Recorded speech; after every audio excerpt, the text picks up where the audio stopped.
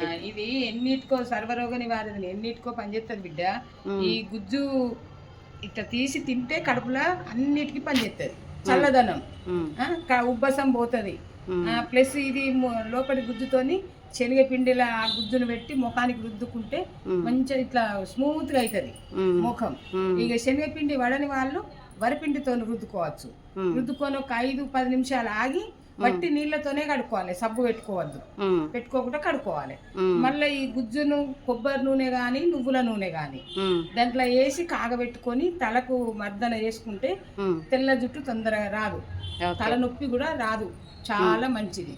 Acidity, sugar level కడుపులకు తింటే ఇన్ని రకాలు ఉంటది. కొందరు పసుపు వేసుకుంటారు, ఆ ముక్కలలో వేసుకొని తింటారు. కొందరికి చక్కెర వేసుకుంటారు.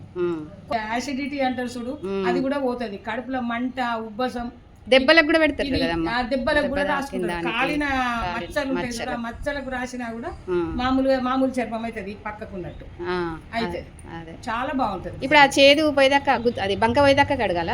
అక్కర్లేదు, ఒక 2-3 సార్లు కడిగితే సరిపోతుంది.